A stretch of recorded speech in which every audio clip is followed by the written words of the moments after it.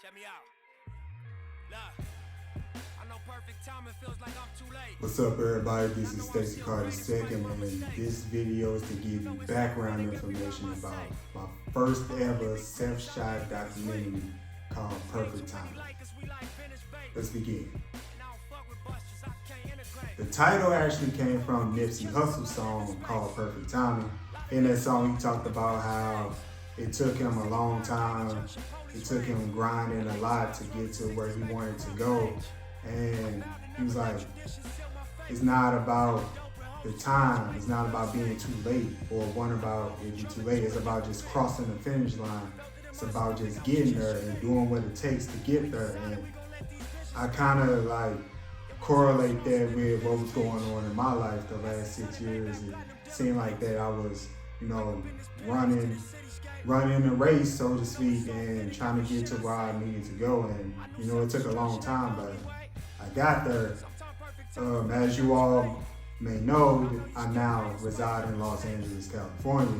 And that was like one of my biggest goals that I wanted to accomplish when I did that. So from that standpoint, I crossed the finish line.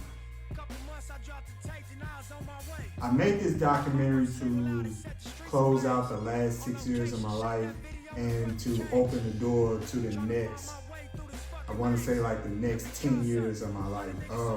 The last 6 years of my life really shaped me to be who I am today. It really helped me put everything into perspective. It helped me realize what my true goals are, my true ambitions, what I aspire to be, and closing that chapter and opening this chapter, which starts now in Los Angeles, now gives me a blank canvas to operate on and to finally do everything that I want to do and more. Also, I did this documentary to hopefully inspire other people to keep going and to never give up. I actually got never give up tatted on my arms, and I mean it. As you may know, in the documentary, there was a lot I had to go through to get to where I am now. And the main reason why that I got here is because I never gave up. Even though things was hard and I wanted to give up, I never gave up.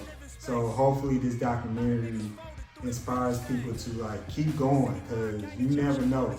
I always say that I'm one episode away, I'm one song away, I'm one tweet away, I'm that close to getting to where I want to go in life. And all I gotta do, and all you gotta do as well, is just keep going. The hardest part of this documentary, I say addressing the death of my sister Tammy, and also watch my mom go through her emotions about addressing the death of my sister. The death of my sister is something that my feelings is something that I always try to keep to myself, because every time I bring her up, it still hurts, and it's something that I don't know if I'm ever going to get over, but I gotta learn how to, I don't want to say be okay with it, but I gotta learn how to live with it. I gotta learn how to think positive. I had to remove myself mentally from the situation of being the mind of a director, and it was hard, but it was also therapeutic in a way, just to lay it out there and kind of tell everybody that there were times that I wasn't okay. So it was like me not being afraid of being vulnerable in a way. So that was the hardest part. What's next? Actually, I have a couple scenes from the documentary that didn't make the cut. And I will be releasing those scenes very, very soon. I'm gonna get those together. You don't gonna see a little bit more of Perfect Timing, and hopefully I could collaborate with my brother. We didn't have time to do his parts, you know, it was a lot of interference, but hopefully we can collab because I really did want him to be in the documentary, so hopefully we can get that together.